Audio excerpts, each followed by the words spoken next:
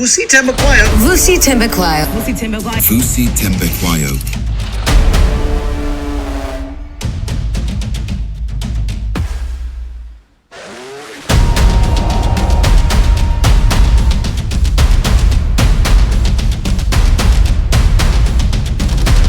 It's people. You ever speak to a group of people and all of a sudden you see glimmer in their eyes? You actually see them smiling when they have that moment. Or you say something sad and there's a tear. That for me was just it. Once that happened, I knew, hey, you've got to be in this space. This is you.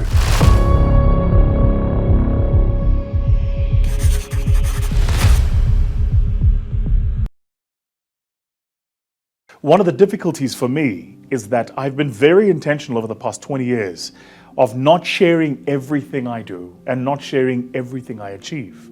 And so when you kind of like want to put it down in a timeline, it's actually quite a fair bit to try and put down and to try and stem down and to try and be like, this is what God has allowed me to do over this period of time. So let's arc back. So I'm now 19 years old. I'm a professional speaker. I've now had a national platform launching me both on Take 5 and on Mojo. You would think then that what happens is like the phone is like ringing off the hook. I'm getting booked left, right, and center. And the truth is, not really. Not really. I've got a couple of like standout moments I remember. I remember vividly being booked by Vusi Thembekwayo, who today I think is a partner in a private equity firm. Then he used to run Umsobomvu Youth Fund. The fact that I'm naming these places should tell you how old I am. This is before Umsobomvu Youth Fund was consolidated with the National Youth Commission to create the National Youth Development Agency, the NYDA. I had a long tiff with them many years ago, about 10 years ago. It's publicly available. You can go and read on it. We don't need to get into the details. But I then get invited by Vusi Thembekwayo to come and speak at this event, right? And he was hosting like an entrepreneurs event happening, I want to say in Mpumalanga. And I get up on stage to speak. And I was speaking and Billy Silikane was speaking. And listen, you can talk about your peers and your competitors in the manner that is reflective and honest. And I thought Billy did a great job that stage. But the truth is, I was just this 19-year-old kid, and I buried him. Billy's gonna see this, and he's not gonna like that. But that's true. It's absolutely true. I was this 19-year-old kid. I got up in front of this like whole audience.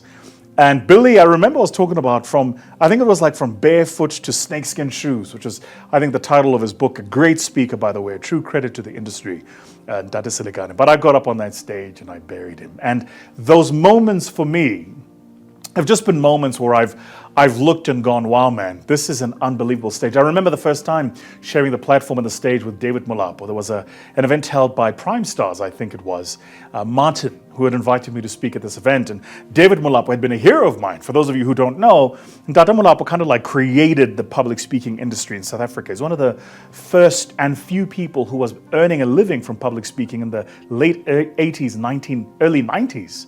And so for me to get on the stage with this unbelievable, incredible man, share the platform with him, and then walk it.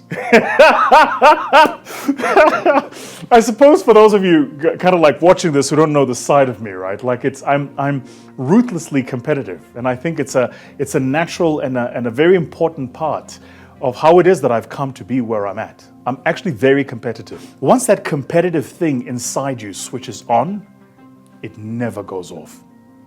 And for me, it switched on when I started competing in public speaking at school, then becoming a professional speaker, coming into an industry that was dominated with people in their late 30s, 40s, and 50s, being a kid in his teens, being completely sidelined, and people thinking you're just a fad, and then dominating year after year after year after year, award after award, stage after stage. And so I kind of start my public speaking life. And I remember the very first website I had. Now, you're not allowed to laugh, okay? There was a restaurant in Newtown. Let me get this out. There was a restaurant in Newtown called Sapphire Town. Some of you watching this remember the restaurant. And I needed to get a website done. It was a 3-page website. Now, don't watch this and go, why did you have a 3-page website? Back then, like we didn't have like Wix or Canva or like WordPress. You couldn't just go and download like a website template and put it online. You needed an actual person to build a website for you. And I had this website. Listen to this. My website was red. So could you imagine that? Could you imagine a red background website? So I had started a like small consulting business, and I had a client, a college called CJC, Central Johannesburg College. And I got a contract with them through the SRC. And the head of the SRC was this guy called Tamba. So Temba was the president of the SRC. I was helping them do some work in the college. And I meet this guy who was studying at CJC in the Parktown campus called Mava. And he was a designer. So I was like, dude, I need a website. Got a photographer.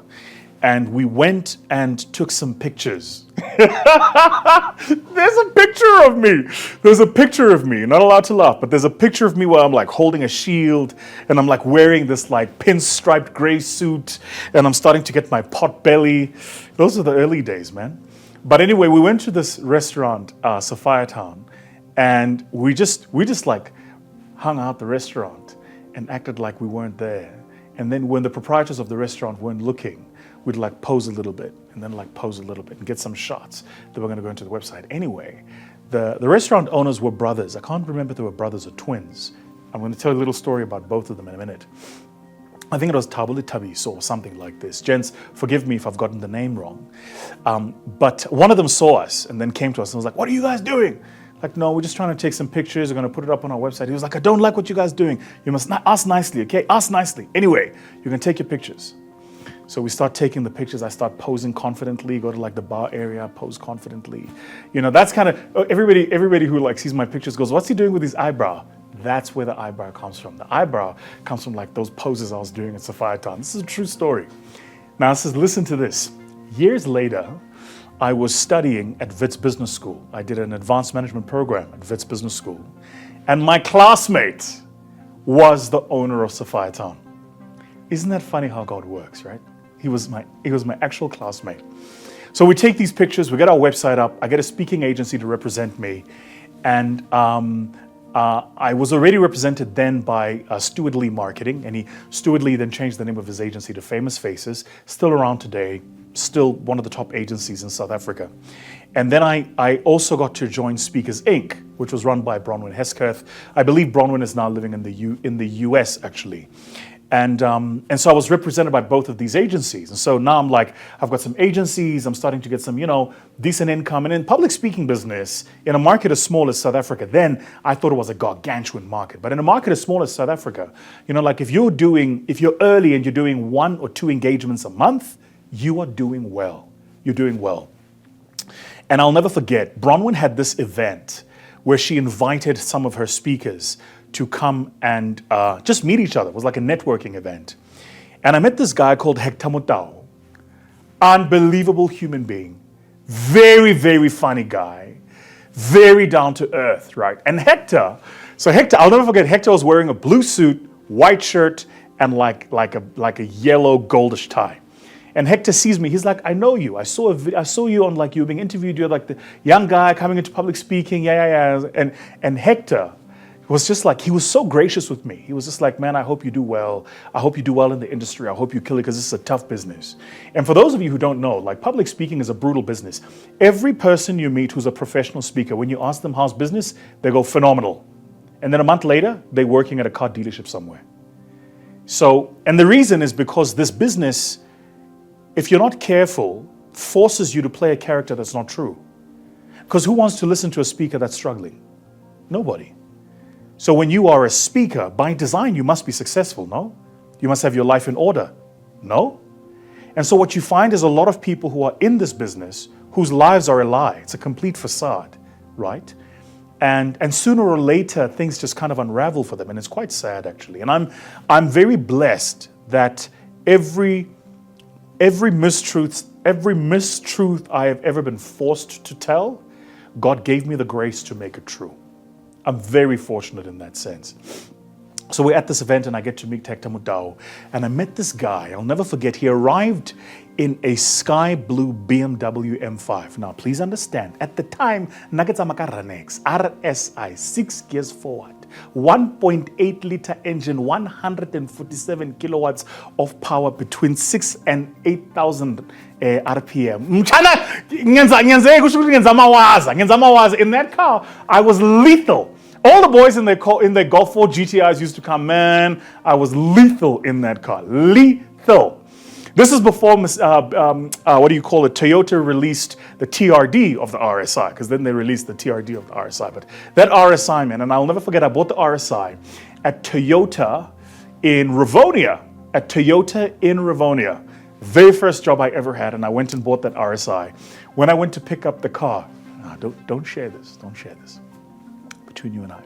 When I went to pick up the car, I didn't have a license. Hear me out. I was earning 8,000 Rand. This is long before, National Consumer Act or whatever, Credit Act. And so banks just looked at what you were earning and gave you, the car.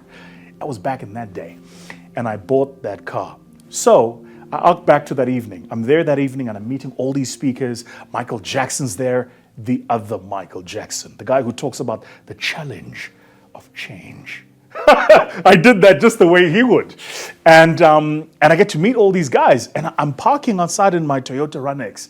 I'm like, yo, people are driving cars here. Eh? Chrysler Crossfire. Do you remember the Chrysler Crossfire? Let me tell you, no car has caused more broken hearts for young boys in Township than a Chrysler Crossfire and a BMW X5. Because if there was a guy, if there was a guy who was going to take your girl, he either had a Chrysler Crossfire or a BMW X5. And y'all know I ain't lying. I get there and I park my little Toyota and I'm looking around and there's Graham Codrington's BMW M5. And that's how I got to meet Graham Codrington, who's been working in this industry since. He now runs a company called Tomorrow Today. Literally, we're shooting this. This is a true story. I'm going to be speaking in a week's time, I think, in Cape Town, and I'm going to be sharing the stage with Graham Codrington. We've been in this business for that long, and he probably 10 years predates me now in this business. So I kind of start building a business, building a rapport. And it wasn't always great. Like, I had some terrible experiences. I'll tell you guys an experience that's completely off the books. Nobody's ever heard this before. I missed a speaking event. Now, in my business, that's sacrilege. You never miss a booking. I mean, I remember it took me like a year, maybe even 2 years to just come out of that slump, that mental slump I was in. Bronwyn just iced me and was just like, I'm not booking this guy. And I completely understood it. And I had to rework to rebuild that credibility, rebuild that trust, and every day show up. Just every single day show up. And so I start building slowly, deliberately, intentionally. You go from getting one engagement a month to 2, then you're getting 1 a week. And you just start building your name, building your credibility. And the biggest vote of confidence we have in my business is not when a client books you, right? That's easy. It's when they book you again. That's a true vote of confidence. When they say, you were so good last time, we want you to come back. And over the past 20 years, I can't tell you how many clients have booked me more than once. When times are tough, show up for yourself. And when you make a mistake, be gracious with yourself. And when people give you a second chance, don't take it for granted. Slow and steady. I know it's not the message today, in today's world of hyperscale and hyper efficiency, but trust me, slow and steady is the most guaranteed way to get to the life that you want.